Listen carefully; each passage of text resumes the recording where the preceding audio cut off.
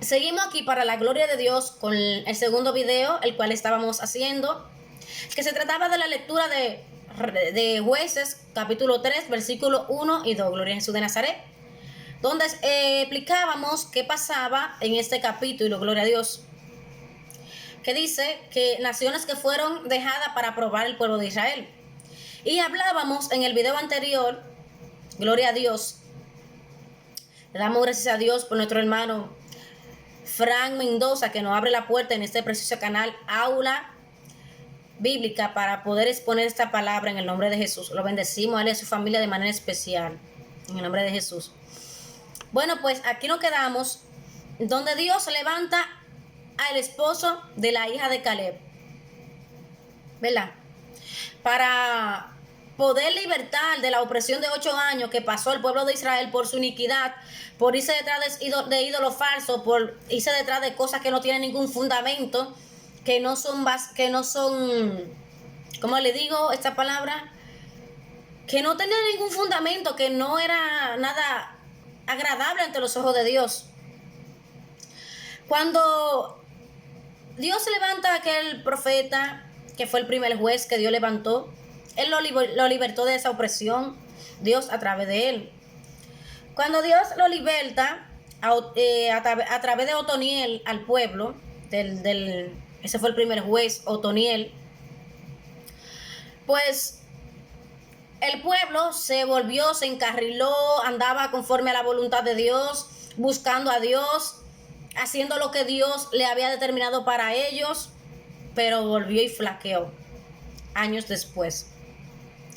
Cuando vuelve y cae, gloria a Dios, el pueblo en pecado, otra vez, detrás de ídolos, de Baales y en desobediencia contra Dios, el Señor levanta a Ahod fue el segundo juez que Dios levantó. Pero le quiero detallar un poco de la vida de estos jueces. Ellos no tenían nada de especial, físicamente hablando, no eran robustos, no eran personas que eran diestros en alma, que sabían manejar bien la espada, la flecha, no. Eran personas que buscaban a Dios, que Dios conoce su corazón, como conoce el tuyo y el mío, y Dios le plazó escogerlo a ellos por gracia, por misericordia, por su favor, para libertar su pueblo. Cuando Dios se lo liberta de esos 8 años de opresión que volvieron y cayeron, se le sumaron 10 más a esclavitud de nuevo. Fueron entregados al pueblo, gloria a Jesús de Nazaret, déjenme ver ese aquí, a los de Acera, fueron entregados. Cuando fueron entregados a ese pueblo, fueron por 18 años. Eso fue cuando lo libertó Otoniel. Después que murió Otoniel, volvieron a su pecado. Cuando volvieron a su pecado, cayeron 18 años. Fue cautivo la próxima vez. Ya no eran 8 años, sino 18 años. Cuando levantó Dios a Ahod y lo libertó, cayeron 18 años. Cautivo de nuevo, bajo servidumbre, por su pecado, por su rebeldía, por irse detrás de lo que no tiene fundamento y dejar a Dios. Amén. Cuando ellos dejaron a Dios, dice el versículo 18, vamos a leérselo. Y luego que hubo entregado el presente, despidió a la gente que había traído más. Él se volvió desde los ídolos que estaban en Gilgal y dijo: Rey, una palabra secreta tengo que decirte. Él entonces dijo: Calla. Y salieron de delante de él todo lo que con él estaban. Ya aquí nos trasladamos a cuando Ahod fue el segundo juez que Dios escogió para libertar al pueblo de Israel de su iniquidad, de su pecado. Porque Dios misericordioso, Él siempre va a tener a alguien para reedificarte. Él siempre va a poner una persona que te dé una palabra de restauración, de levantamiento, una palabra de fe, una palabra que te impulse a buscar más de su presencia, y etcétera. Cuando Dios levanta a Ahod, que siempre me confundo con el nombre, Ahod fue delante del rey, que en ese tiempo lo estaba oprimiendo. Cuando él va delante del rey, le habla, le entrega un presente, el cual le había llevado. Pero había un detalle. Gloria a Jesús de Nazaret. Ahod era zurdo. Amén. Era zurdo. Zurdo. Cuando él le entrega el presente, él se hizo antes de ir a la presencia del rey, un tipo de lanza. Y se la entró por su mano derecha, por su vestimenta, supongo yo, y se le escondió aquí. Un tipo como de lanza, no, era como un tipo puñal o lanza, algo así. Yo busqué en internet el otro día cuando me tocó predicar en la congregación. Cuando él se la hace, la afila bien afilada, que le dice al rey, rey, tengo una palabra secreta que Jehová mandó a decirte a ti. El rey despide a todos sus guardias, lo echa afuera y le dice, cállate, hasta que ellos se vayan. Cuando ellos se fueron, se quedaron supuestamente hablando. Esa fue la estrategia que Dios le dio a Ahod, para poder libertar al pueblo de Israel de los 18 años de opresión que estaban viviendo. Cuando clamaron a Dios, porque el pueblo de Israel volvió a los 18 años a clamar a Dios y Dios volvió a oír su voz, su clamor, y lo libertó de nuevo por misericordia. Cuando lo deja a solas con el rey, él lo que hace es que se le acerca al rey y que a los oídos hablarle, pero ahí mismo con la mano zurda izquierda saca lo que él había preparado para matar al rey y se lo entierra en la barriga, dice la Biblia, en el estómago. Cuando le entierra ese como semi cuchillo, se puede decir, dice la palabra de Dios que él le dio una estocada tan profunda que cuando se la hundió hasta la cachaza de agarrar el arma se le fue adentro del estómago completa. O sea, el cuchillo se le hundió entero en el estómago, porque el rey era gordo, fuerte y barrigón. Trata la Biblia, dice que así, que era robusto, o sea, barrigón grande y fuerte. Dice.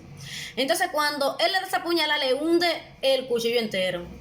Los guardias, al ver que el rey no salía, le tocaron la puerta. Y ahí aprovechó él cuando el rey cayó muerto y se escapó por detrás. Huyendo se fue y se escapó. Para darle la noticia a su pueblo de que ya eran libres, de que podían pelear. Para ser libres ya de todos esos cuajales, de todo lo que lo tenían oprimido. Cuando, gloria a Jesús de Nazaret, él escapa, pues ya ven que el rey tarda mucho, pero ellos pensaron que el rey se había dormido. Él no escapó por atrás, él se fue y cerró la puerta detrás de él, dice la Biblia. Cuando él se va, los guardias piensan que el rey estaba durmiendo. Cuando entran ya a las horas, muchas horas, lo hayan muerto. Pero cuando fueron a correr detrás de Ahod, ya era demasiado tarde, ya venían sobre ellos el pueblo entero judío a hacer guerra, porque Dios le había entregado ese pueblo ya en manos de los judíos, porque se humillaron ante Dios. Cuando tú te humillas ante Dios, Dios va a entregar el problema en tu mano, la situación adversa en tu mano. Cuando tú proclamas el nombre de Cristo, Él te va a decir, sí, ve y pelea porque yo estoy contigo como poderoso gigante. Él te va a dar la autoridad y te va a entregar el gigante en tus manos para que tú le cortes la cabeza en el nombre de Jesús. Pero si te vas solo sin dirección, al que le van a cortar la cabeza serán a otro, te doy noticia. Será a ti que te cortarán la cabeza si te van sin dirección de Dios. A veces cogemos un camino que nos va mal. Decimos, ay, qué prueba, pero fue usted que se la buscó, porque no pidió la dirección de Dios. Dice en el libro de los Proverbios que hay caminos que al hombre le parecen derecho, pero su fin es camino de muerte. ¿Por qué? Porque también dice los Proverbios, no te hagas sabio en tu propia opinión, teme a Jehová y apártate del mal. Cuando usted teme a Jehová, usted va a su presencia a pedirle dirección hasta para ir al baño. Así es. Yo se lo digo por mi experiencia propia y vivida. Porque hasta para yo mudarme en una casa, tengo que pedirle dirección a Dios, si es el tiempo. Si Él considera que ya es justo. Y rogarle para que sea el tiempo en el nombre de Jesús. Y cuando le estaba leyendo aquí al principio de la otra lectura, del otro video, le decía que dice en el versículo 2 del capítulo 3 de Jueces, solamente para que el linaje de los hijos de Israel conociera la guerra, para que le enseñasen a lo que antes no la habían conocido. Amén. Dios va a poner a alguien que sepa guerrear siempre en tu camino para que te enseñe cómo guerrear. Porque la Biblia muy claramente relata y dice que Él dejó linaje del pasado tiempo para que le enseñaran a los jovencitos que iban creciendo, madurando, cómo es que se guerrea, cómo es que se pelea, cómo es que se va a la batalla y cómo hay que prepararse para pelear y para ganar una guerra. Y cómo tú te preparas en la presencia de Dios. Ahí es donde tú te preparas para ganar la batalla, pidiendo dirección de Dios, pidiendo confirmación de Dios, para que no te vaya mal, no te hagas sabio en tu propia opinión. No es que yo creo que así, yo creo que así me va a ir mejor, no. Si tú vas a empezar un plan, un proyecto, acércate a la presencia de Dios, para que Él pueda guiarte, para que te vaya bien en todos tus caminos. Amén. Cuando tú quieres emprender algo nuevo, acércate a Dios y pídele dirección para que te vaya bien y sea prosperado en todos tus caminos, dice la Biblia. Amén. Y te dejo con esta palabra, gloria a Jesús de Nazaret. Espero que el Espíritu Santo la clave y la selle en tu corazón, en la tabla de tu corazón, en el nombre de Jesús. Dios te levante, te anime en el nombre de Jesús de Nazaret. Y Dios haga algo con tu vida conforme a este video, en el nombre de Jesús. La voluntad de Dios perfecta sobre tu vida, sobre mi vida. Te dejo amén y amén. Y ya sabes, si no sabes cómo guerrear, búscate un anciano de la iglesia. Búscate a alguien que tenga más sabiduría y que te enseñe cómo guerrear y cómo pelear. Alguien del linaje anterior, búscate para que te enseñe a guerrear. Y recuerda que Dios es quien da la victoria. Amén.